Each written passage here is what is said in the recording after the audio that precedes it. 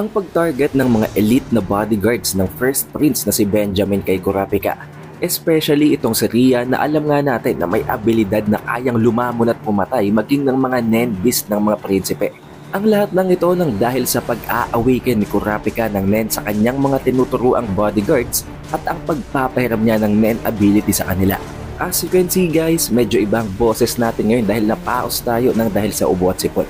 Pero don't worry, magpapatuloy pa rin ang ating daily uploads ng Hunter x Hunter chapter. Kaya naman huwag nyo nakalimutang mag-iwan ng like, mag-subscribe at i-ring na din ang bell button guys. Para automatic kapag nagkaroon tayo ng bagong video, manonotify kayo agad. Pero huwag na nating patagalin pa, let's go! Ang title ng chapter na ito ay Reflection at matapos ngang isama ni Bill at ni Kurapika sila Diolus sa loob ng room na kung saan ay gagawin nila ang water divination at kung saan ay tuturuan nila itong completing makagamit ng Nen, nagtataka at naghihinala naman ang ibang mga bodyguards na nasa labas. Habang sinasabi ng isa sa mga bodyguards, nahahayaan daw ba nila si Kurapika at si Bill na gawin ang lahat ng gusto niya, na pamunuan sila nang hindi sila nakakakontra whatsoever. Pero sinagot naman siya dito ni Maor na wala silang choice. Ang priority nila at ang purpose nila kung bakit nandito sila ngayon ay para matuto ng Nen. At walang ibang makakagawa nun in a short duration of time maliban kay Kurapika. Nabanggit din dito nitong si Longhee na kung totoo nga daw na ang goal ni Kurapika ay ang panatiliin ng kapayapaan at walang kahit na anong patayan o paglalaban na mangyayari sa iba't ibang mga prinsipe na ito, then at this point na-achieve niya na yun. Habang binibitin silang lahat, habang pinag-iintay sila ng walang kahit na anong explanation man lang. Pero hindi nagtagal, dumating naman itong si Fury Cove para i-assure silang lahat. Habang sinasabi kung may masamang binabalak, kung may masamang plano daw itong sila Kurapika para mabigyan at para ma-awaken ang Nen sa kanilang mga targets, kakailanganin nilang gumamit ng isang manipulation technique para ma-pull off yon. And once na makita daw nitong sila Fury Cove na may ganong klaseng nag-take place na minamanipula nga ni Kurapika ang mga ibang bodyguards na ito, matik, on the spot, i-aaresto nila si Kurapika at si Bill dahil hindi yun pwede. Dahil bago pa man daw magsimula ang class na ito ni Kurapika sa pagtuturo ng Nen, ay winarningan niya na ito na kapag gumawa siya ng ganung mga underhanded tricks, ay aarestohin niya ito. Nabanggit din dito nitong si Fury Cove na kaya nilang mapansin yun, kaya nilang ma-differentiate, kaya nilang makita kung minamanipula man ang isang individual sa pamamagitan ng Nen. Na dahilan kung bakit ang captain ng mga bodyguards ng 5th Prince na si Tsube pa na itong si Maor ay nag-agree. Habang sinasabing kung ganun daw, since mga elite guards na ng 1st Prince ang nag-offer ng pagtulong na ito, wala na silang magagawa kung hindi ang pagkatiwalaan sila. Ang tumatakbo naman sa isipan nitong si Fury Cove is that kahit na anong mangyari, hindi nila pwedeng hayaan si Bill at si Kurapika na gawin ang kanilang gusto nang hindi man lamang nila na-check. Naisip din niya na maaari ang dahilan kung bakit ayaw ipakita ni Kurapika at ni Bill kung ano ginagawa nila sa loob ng room is that meron silang bagay na ginagamit tungkol sa kanilang mga abilities na ayaw nilang makita nila Fury Cove. Hindi lang yun, pwede ding meron silang mga impormasyon, ibang mga galaw na hindi nila pwedeng ipakita kila Fury Cove na magsisilbing hint sa kahit na anong binabalak nilang gawin. Ayon din dito kay Bobby Maina at kay Fury Cove na matapos ang lahat ng mga pinagdaanan nila, hindi pa rin talaga sapat ang ginawang training ng mga bodyguards na ito. Hindi yun sapat para i-open ang mga nodes, ang lahat ng mga parte ng katawan nila para makapag-release ng tamang amount ng Nen para matutong gumamit ng isang ability. Ayon din dito kay Fury Cove, kapag daw lumabas itong sila Diolus nang marunong nang gumamit ng Nen, nangangahulugan lamang na hindi siya minamanipulate ni Kurapika. And that merong ability si Kurapika na kayang mag-awaken ng Nen sa ibang mga tao. Kapag nangyari yun, may kita daw yun agad nitong sila Fury Cove at ni Bobby Maina dahil magkakaroon ng konting amount ng aura nitong si Kurapika sa individual na yun, hahalo yun dahil nga sa ginawa niyang forced awakening. Pero kung totoo nga daw na itong si Kurapika ay isang specialist at ang pag-a-awaken ng Nen sa ibang mga Nen users or sa ibang individuals ay isang byproduct lamang ng kanyang Nen ability, nangangahulugan lamang yun na hindi talaga nila ma-figure out kung ano ang ability ni Kurapika. Ang natatanging malalaman at mako-confirm nila is that itong si Kurapika ay isang specialist. At hindi lamang yun. Kung totoo at mangyari nga yun, nangangahulugan lang din yun na naglalaro sila sa palad ni Kurapika dahil nangyayari ang gusto niyang mangyari, ang maging defensive pawns o magkaroon nga ng stalemate sa gitna ng mga prinsipe. Hindi naman nagtagal, nagbukas na rin ang room na kung saan ay ginaganap nga ang water divination ni Diolus. Ang lahat ng mga bodyguards ay talagang nakatitig ng napakatindi at inoobserbahan kung ano nangyari kay Gladiolus. Subalit itong si Furikov talaga ang may kakayahan na i-determine ang tungkol sa bagay na yon.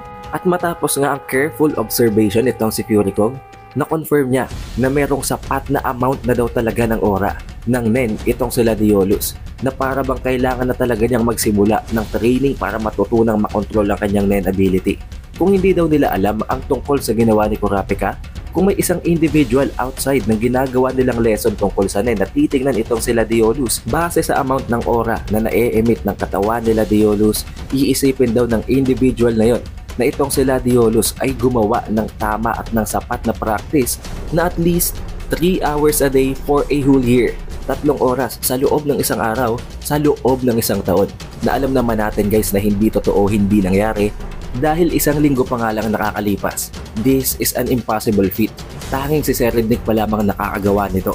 Pero of course, ang purpose naman ng pag-observe at ng pag-determine nitong si Furikov na kung nakakagamit ba ito ng Nen is that para malaman nila kung minamanipula ba ni Kurapika itong si Gladiolus.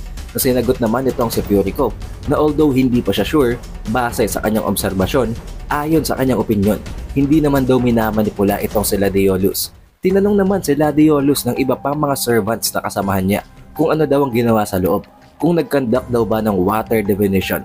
Na sinagot naman ni Gladiolus na sorry pero hindi niya pwedeng sagutin ang tanong na yon. In-explain ni Kurapika ang tungkol sa bagay na yon habang sinasabi na ang lahat daw ng papasok sa room, ang lahat ng a-awakenan niya ng Nen ability ay hindi pwedeng magsalita. Hindi siya pwedeng mag-share ng kahit anong information at kailangan magkaroon ng total confidentiality tungkol sa kung anumang bagay na nagtitake place sa loob. And in the event na mayroong mag-leak ng kung anumang nangyari sa loob, kung meron mang isa sa kanila ang magsabi ng kung anong ginawa ni Kurapika at ni Bill para tulungan sila, automatic, matatapos na ang klase, wala nang magiging progression ang pagtuturo niya ng Nen at hindi na din maa-awaken ang Nen ability sa iba pang mga estudyante niya. Nang dahil dito biglang sumingit itong si Maor habang sinasabi na kung ganun daw, ang bodyguard daw ng third prince ay kailangang maging panghuli dahil naisip nitong si Maor na mayroong niyang alliance sa gitna nitong si Prince Zhangli at ni Prince Wobble, pwedeng gawa ng paraan ni Kurapika at ng isa sa mga bodyguard ni Prince Zhangli na palabasin na nag-leak siya ng information, therefore matatapos ang klase at hindi na maa-awaken ang Nen ability ng iba pang mga bodyguards. Nang dahil dito, agad namang sinabi ni Kurapika at ni Bill na si Maor na ang sunod. Siya na ang susunod na gagawa ng water divination, siya na ang susunod na maa-awaken na ng Nen ability. Binola-bola pa dito ni Kurapika at pinalaki niya pa ang ulo nitong si Maor habang sinasabing due daw sa age nitong si Maor na medyo may katandaan na nga siya, surely mabilis na siyang matuto nang dahil na rin sa napakadaming experiences na nga daw na napagdaanan nitong si Maor. Pero sinabi din niya dito na kahit na ganon, ang lahat ng magte-take place sa loob, ang lahat ng mga gagawin nila, ang lahat ng mga sasabihin nila ay hindi talaga pwedeng i-share ni Maor sa kahit na kanino, kahit na maging dito kay Longhee, na agad namang inagarihan nitong si Maor habang iniisip na kahit papano, kahit matigas daw ang kanyang utak, hindi pa rin daw niya nalilimutan na masarap naman ang pakiramdam na bula-bulahin at i-praise. Kaya naman agad nang pumasok itong si Maor, si Bill at itong si Kurapika sa loob ng quarters nila Prince Wobble, na kung saan ay nakita at na-meet niya hindi lamang ang 14th prince na si Wobble, kung hindi maging kanyang nanay na ang 8th queen na itong si Oito. Nakita din niya dito na may nag-aantay na isang basong may laman na tubig na nakapatong sa table na kung saan ay gagawin nga nila ang water divination. In-explain dito ni Kurapika na ang lahat daw ng sasabihin niya from here on out ay pawang katotohanan lamang. Yun ang dahilan kung bakit nagbigay siya ng isang instruction na hindi pwedeng i-release at hindi pwedeng sabihin ng kahit na sinong pumasok na sa loob ang lahat ng mga bagay na magte-take place dito. And explain din niya na ang kanilang top priority talaga ay ang safety ng prince at ng queen. Wala silang ibang balak gawin kung hindi yun lamang. Na dahilan kung bakit sinabi nitong si Maor na totoo naman daw pala talaga ang sinasabi at kiniklaim ni Kurapika na ang goal niya ay magkaroon ng stalemate. But then, proceeding naman sa ginagawa nilang water divination, in-explain ni Kurapika na ginagawa ang water divination once na matuto na silang gumamit ng Nen. Ginagawa ito para ma-determine kung anong klase ng Nen ability type ang meron sila. However, for this occasion, for this event, gagamitin nila ang water divination para i-prove at para i-demonstrate kung paano maa-awaken ang kanilang Nen ability. Inexplain nitong si Kurapika na usually and commonly daw, ang kinakailangan lamang sa pagkandak ng water divination ay ang tanging tubig lamang na nasa loob ng isang baso.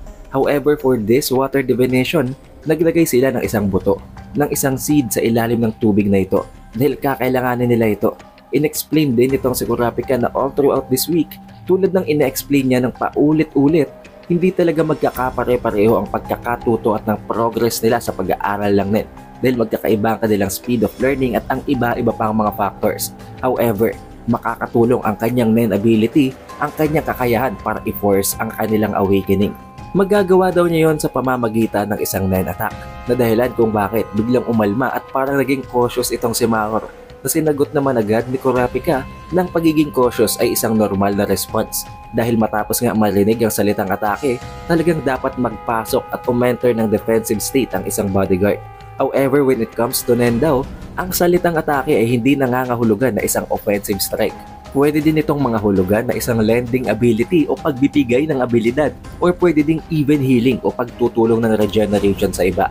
Kaya naman hindi kailangang mag-alala nitong si Mahor.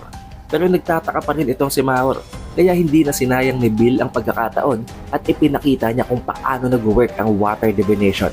Ginamit nitong si Bill ang kanyang Nen ability sa tubig, na dahilan kung bakit makikita natin dito guys na umapaw nga ang tubig at unti-unting para bang nag-grow ang seed na nasa loob. Unti-unting nag-grow at nagiging isang plant ang seed o ang buto na inilagay nila sa loob ng tubig, na dahilan kung bakit nagulat itong si Mahor. Pero in-explain naman sa kanya ni Kurapika kung ano ang nangyayari. Sinabi niya na itong si Bill ay isang enhancer. Ang kanyang ability ay ang i-induce ang growth sa kanyang mga target depending on his will. Meaning, ang ability nitong si Bill ay ang i-modify at i-control ang growth ng kanyang target depending sa kanyang will, depending sa kung gaano kabilis man niyang gustuhin. Na dahilan kung bakit naisip at naitanong nitong si Mahor na yun daw bang gagawin nila. Gagamitin daw ba nila ang Nen ability nitong si Bill para pabilisin ang growth nitong si Mahor, punta sa punto na kung saan ay marunong na siyang gumamit ng Nen. Pero in-explain sa kanya ni Kurapika na hindi. Hindi ganun nag-work ang ability nitong si Bill at hindi din nila alam kung gaano katagal yun mangyayari. Kaya naman for this awakening daw ay hihiramin nila ang ability nitong si Bill at ibibigay sa kanya sa pamamagitan ng kanyang abilidad naman. Sinabi niya na sa pamamagitan ng isang indirect attack na tinutukoy nga niya kanina, ang kanyang ability or ang kanyang isa sa mga ability, although hindi niya in-specify, ay isang loaning type o para bang isang lending type na ability na kayang magpahiram ng ability. It is a non-aggressive attack daw tulad ng binanggit niya kanina, hindi masasaktan at hindi naman makakaranas ng harmful effects itong si Mahor. Pero sa pamamagitan nun, magkakaroon ng semi-coercive na force awakening sa kanya, na dahilan kung bakit makakagamit na siya ng Nen. Sinabi din dito ni Kurapika as a final warning na hindi niya pinipilit itong si Mahor. Kung ayaw niya at kung hindi talaga siya nakukumbinse, pwede siyang mag-back out. Pwede siyang lumabas ng room, pero kailangan ang lahat ng pinag-usapan nila ay mananatiling confidential. Hindi din niya mapipilit itong si Mahor na hindi magsalita, pero sinabi niya na once nga daw nabasagin nila ang rules na yon, ititigil na nila agad-agad ang ginagawang Nen awakening na ito. Hindi naman nagtagal ay nagbukas na ang pinto kung saan ginaganap nga ang water divination and Nen awakening, at sa paglabas ni Mahor, marunong na siyang gumamit ng Nen. Kinonfirm yun agad nitong si Fury Cop, habang sinasabi na most probably si Mahor at itong si Gladiolus daw ay hindi naman under manipulation. Si Bobby Mayna naman meron ding confirmation na itong si Kurapika ay isang specialist talaga, at sa pamamagitan ng byproduct ng kanyang specialist Nen na yon ay nagagawa niyang magkaroon ng force awakening sa kanyang mga target. Although that is confirmed, alam naman niya na kung titingnan daw ang mga kadena sa kamay nito, meron ditong 5 mga kadena. At kahit na hindi pa daw siya sure kung isang specialist nga itong si Kurapika, merong ibig sabihin kung bakit 5 ang mga kadena sa kanyang mga kamay, na pwedeng nangangahulugan yun na ang bawat kadena ay may bawat kanya-kanya ding abilities. Meaning, merong 5 abilities nga itong si Kurapika.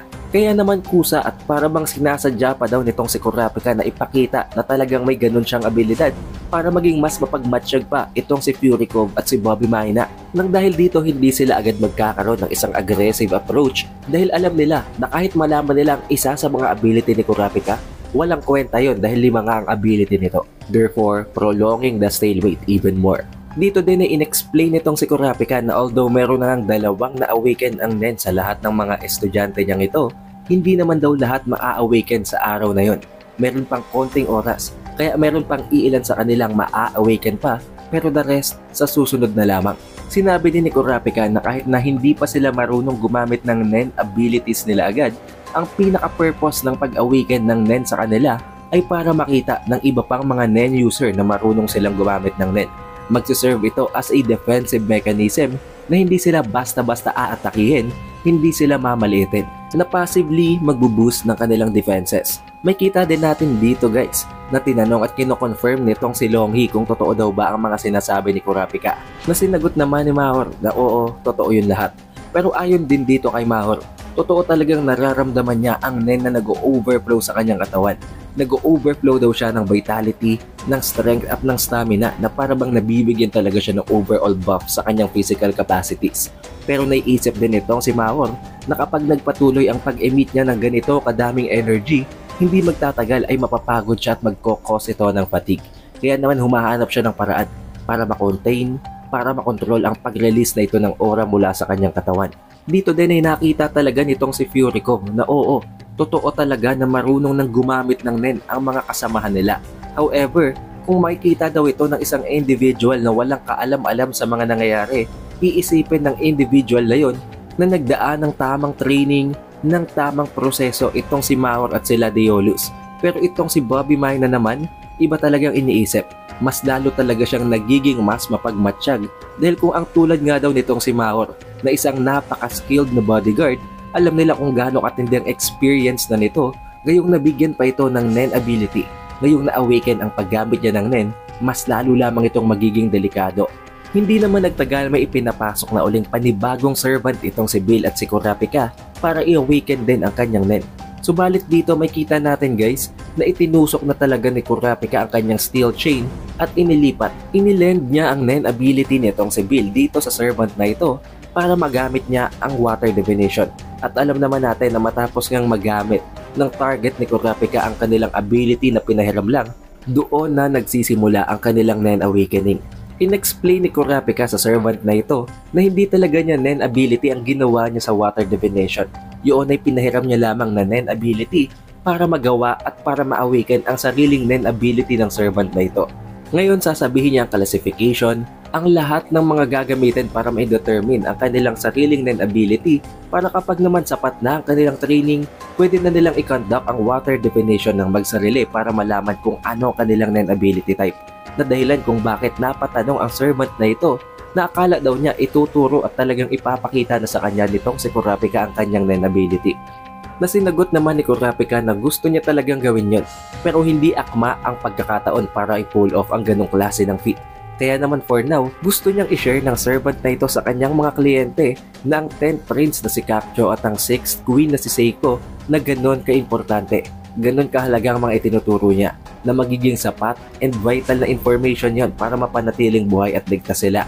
With a final piece of advice na kahit natapos na ang ginagawa nilang awakening ng Nen ability, pwede pa rin magpatuloy ng pagtuturo itong si Kurapika sa paggamit ng Nen. All for the sake na magkaroon ng mas mahaba pang stalemate. Pero itong si Bill, ibang tumatakbo sa isip niya. Kahit na alam niya na ito talagang right call, ang tamang move para sa kanila ni Kurapika, alam niyang hindi magiging ganon ka-smooth ang flow ng mga bagay-bagay. Dahil kahit na daw ang pinakamababait, ang pinaka-honest na mga tao, once nabigyan mo ng sapat at ng napakaraming pera, ay magiging greedy na din ito. Ganon din ang mangyayari sa power. Kapag nagkaroon ng sapat na kapangyarihan ng isang individual, magiging greedy din ito. At hindi na nito makikita kung ano talaga ang kanilang tunay na purpose. Kaya naman pag dumating ang pagkakataon na bumaliktad ang mga tinuturuan nitong si Kurapika, maaring sila pang mapahamak.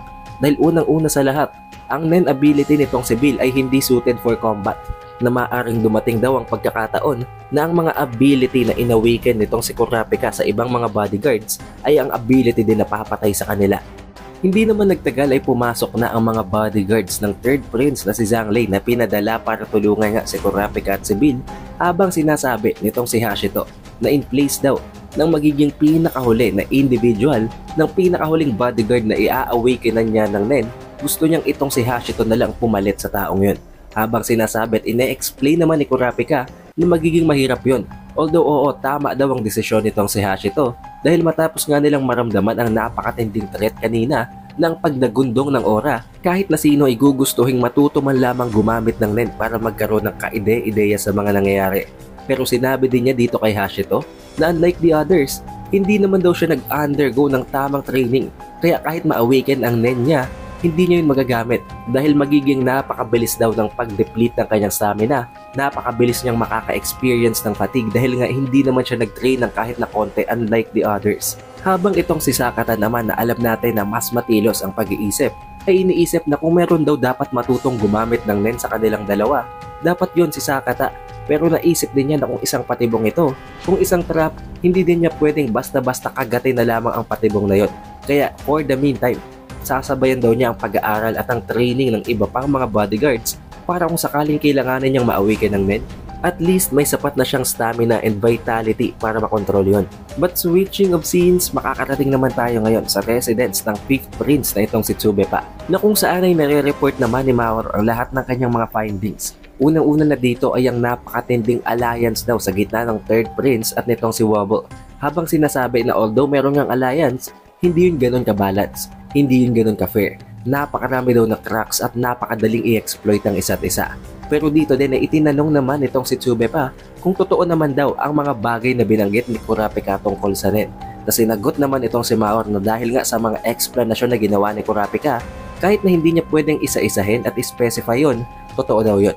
Pwede nilang pagkatiwalaan si Kurapika. Napakataas daw ng advantage ng pagkakaroon ng Nen at ang pinaka-importante sa lahat, kapag pinakita nilang nagtitiwala sila kila Prince Wobble at kila Kurapika, tataas din ang kanilang tsansa na maka-enter ng alliance kasama si Wobble. Na nangangahulugan din na tataas din ang kanilang tsansa na mas matuto pa at magkaroon ng expertise sa paggamit ng Nen ng dahil kay Kurapika. Nang dahil dito nakapag-desisyon itong si Tsubepa na kung gano'n na talagang fruitful naman daw ang mga itinuturo ni Kurapika, din wala siyang problema.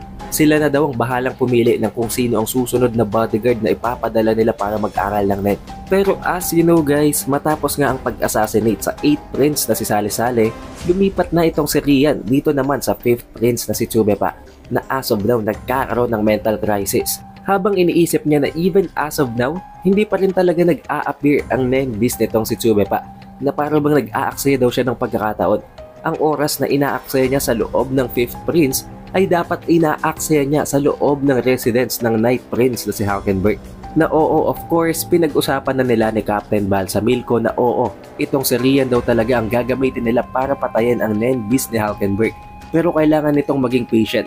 Kailangan niyang magkaroon ng sapat na pasensya dahil hindi nila pwedeng gawin yun basta-basta. Pero ayon kay Rian, malaking pagkakamali yun. Dahil unang-una sa lahat, kapag nalaman na nila ang tungkol sa ability ni Hulkenberg, mawawala na ng kwenta ang kanyang predator. Dahil ang explanation nga natin guys sa Nen ability nitong si Rian, the more na wala siyang alam tungkol sa ability ng kanyang target, the more na wala talaga siyang kahit na anong konting information tungkol sa target niya na unti-unti niyang malalaman, unti-unti niyang ma-figure out up to the point na alam niya na ang lahat ng mga bagay tungkol sa target niya, magiging perfecto ang maire-release niyang predator.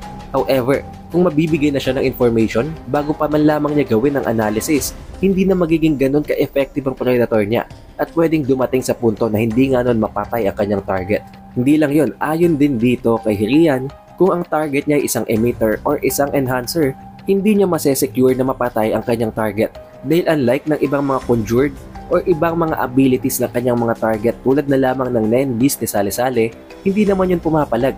Dahil ang kanyang predator nga, once na mai-release ay hindi niya na makokontrol at meron ng sariling movement na ang pinaka-goal ay ang patayin ng target nito. Kapag ang target niya ay isang emitter or isang enhancer, pwede itong mag-counter attack na magiging dahilan para hindi maging successful ang assassination na gagawin niya. At alam din naman natin guys na once na maging unsuccessful ang assassination na gagawin na Rian, hindi niya na yun magamit ulit. Kaya it is a one-time, one-shot, one-kill na ability. Kaya kapag nag-fail yun, hindi na yun magagamit ulit. Kaya gustong gusto at talagang iniisip nitong si Rian na dapat ay i-focus niya na ang oras niya dito kay Hulkenberg at hindi sayangin ang oras kay Tsubepa. Pero guys, knowing Balsamilko, alam natin na napakatalino din talaga nito. Talagang kinokonsole niya itong si Rian. Habang sinasabi na oo, alam niya kung gaano na talaga kakating-kati at kung gaano nakatigang itong si Rian na patayin ang Nen beast ni Prince Hulkenberg. Pero hindi nila pwedeng gawin yun basta-basta. Tulad ng sinabi nitong si Rian, kapag mayroong isang counteractive nen ability sa loob ng mga bodyguards nitong si Hulkenberg, mapapatay siya at ma-eliminate ng walang kalaban-laban, tulad na lamang ng nangyayari kay Shikaku.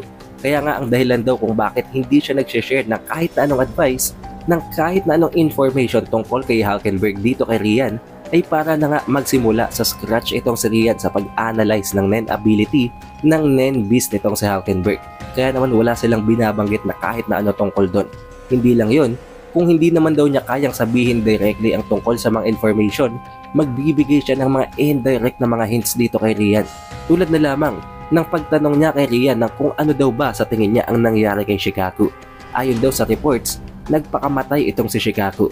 Pero ayon naman sa kanilang pagkakakilala kay Shikaku, hindi niya yung gagawin. Posible daw bang nagmakaawa itong si Shikaku kay Hulkenberg na sa pamamagitan ng kapalit ng kanyang buhay ay ang kaligtasan naman ng kanyang kliyente na ang first prince na si Benjamin, na sinagot ni Rian na of course, hindi yung gagawin ni Shikaku.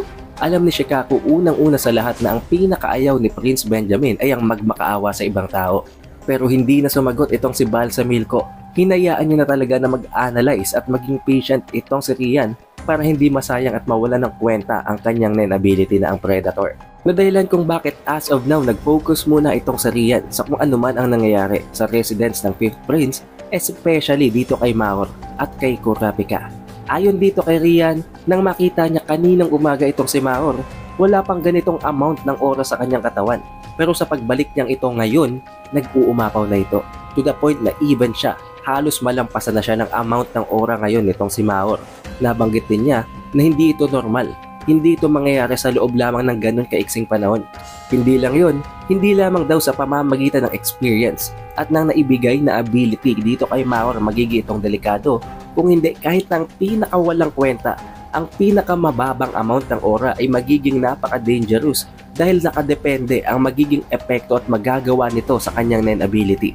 Tulad na lamang niya na isang napakagaling na counteractive nen ability type, kung meron din ganitong klase ng mga nen ability sa ibang mga bodyguards, magiging mahirap yun para sa kanila. Kahit pasabihin niya na walang expertise ang iba, kung meron ding mga ibang counteractive, may ibang kayang kumapture ng nen ability ng ibang mga targets, kahit na hindi pa nila yun na-master, magiging napakalaking risk doon para kay Prince Benjamin. Kaya naman habang nangyayari ang lahat ng pagbabantay na ito kay Prince Tube pa, naisip niya na habang nagtatagal, mas lalong nagiging delikado ang sitwasyon ng dahil sa kagagawa ni Kurapika. And tulad nga guys ng binanggit ko kanina, since alam na nitong sila Bobby Maina na possibly may 5 na abilities itong si Kurapika sa kanyang 5 mga kadena, iniisip din itong si Rian na magiging imposible na ma-analyze at ma-determine niya ang lahat ng mga abilities na yun ng kadena ni Kurapika. At hindi lamang yun, since autopilot na nga ang kanyang Predator once na maisamo niya ito, kung may ibang nen abilities itong si Kurapika sa kanyang mga kadena na counteractive type, magagawang mapigilan nun ang Predator. At hindi lamang yun guys, kapag nagawa na ngang maisamon nitong si Rian ang Predator, magkakaroon siya ng 48 hours cooldown na magiging napaka-vital, napaka-risky para sa kanya. Pero guys, hindi lamang itong si Rian ang nag-iisip ng napakalalim. Maging ang kanyang target na itong si Tsube pa ay napakatindi din na ginagawang analyzation. Sa loob ng isip ni Tsube pa, bakit daw hindi nag-attend itong si Sale-Sale sa nangyaring banquet? Unang-una sa lahat, siya ang magiging main event sana, pero bakit hindi niya yung ginawa? Dahil isang napaka-self-centered, narcissistic person daw ni Sale-Sale. Kahit na magkaroon nito ng sakit, hindi nito sasayangin ang pagkakataon para magyabang at magmagaling sa entablado. At pangalawa, kung hindi naman daw yon ang case, kahit na papano ay magre-release ito ng isang announcement na magpapakita ng dahilan kung bakit hindi siya naka-attend. Dahil gustong-gusto daw noon na magpe-play na para bang isa siyang bayani. Pero hindi na nangyari. None of the two choices na nangangahulugan lamang ng isang bagay. Patay na si Sale-Sale, napatay na siya. At ang bodyguard ni Benjamin na nakabantay sa kanya ay ang bodyguard na nagbabantay kay Sale-Sale. So most likely, ang bodyguard na ito ay pinagtatangkaan ng i-assassinate ngayon ang kanyang buhay. Dahil ngayon, siya na ang target nitong si Rian. However, hindi daw siya magpapabaya. Gagawin niya ang lahat, titingnan niya ang lahat ng possibilities, ng pwedeng mga possible reason kung paano napatay si Sale-Sale, kung anong mga nangyari, kung anong nag-take place, kung sino ang mga individuals na sangkot. At hindi lang yun, isi-share niya ang lahat ng information na yun sa lahat ng mga bodyguards niya na maa-awaken na ni Kurapika ng nen ability. Para maapektuhan daw ang maa-awaken na nen ability, in accordance sa pagprotekta sa kanya. Iniisip din niya na pwede daw bang makipag-usap siya sa ibang mga bodyguards na nagbabantay kay Sale-Sale at that moment.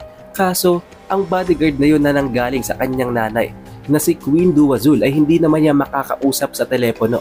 Dahil unang-una sa lahat, kapag kinausap niya yon, magiging napaka-risky nun. Paghihinalaan sila.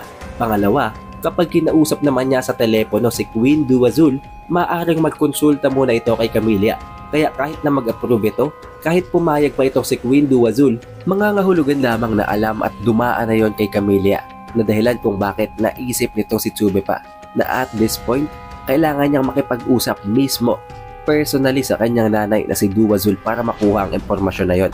Pero ang pinaka-priority, ang pinaka-kailangan niyang makuha ngayon ay ang pinaka-mapagkakatiwalaan nila. Walang iba kung hindi si Kurapika na dahilan kung bakit gusto ngang makapasok nitong si Tsube pa sa isang alliance kay Prince Wobble para maging isang partner niya si Kurapika na magbibigay sa kanya ng impormasyon tungkol sa Nen para magkaroon siya ng mas mataas na tsansa sa gaganapin na succession war. And for the last scene guys, nagkaroon ng time skip and it is currently day 10 na. Ang ikasampung araw nang mangyari ang departure papunta sa Dark Continent at exactly 11:30 AM. At dito nga ay naramdaman na naman ni Kurapika, ni Bill at nitong si Queen Oito ang panibagong pagdagundong na naman ng napakatindi at napaka-immense na aura. Na dahilan kung bakit pinamamawisan na naman itong si Kurapika dahil alam naman natin at sa bibig mismo ni Kurapika nang galing na maging siya ay hindi magagawang mapalagan ang Nen ability na yon. However, kailangan na nating antayin ang susunod na video, ang susunod na chapter para sa susunod na mga kabanata. Pero konting spoiler guys, makikita naman natin ang POV nila Benjamin, nila Balsamilco at ng panibago nilang mga plano para i-maintain ang kanilang advantage sa succession war.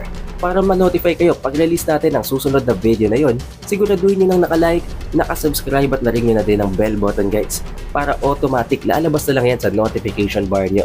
Meron nga din pala tayong official Facebook page, kaya i-like at i-follow nyo na ang Facebook page na yon para hindi na kayo mahuhuli sa announcement tungkol sa Hunter x Hunter series at sa ating channel. Shoutout nga din pala guys na napaka-solid ng mga supporters na ito from the previous video. Maraming salamat. It is The Updated Weeb and I will see you guys on the next one.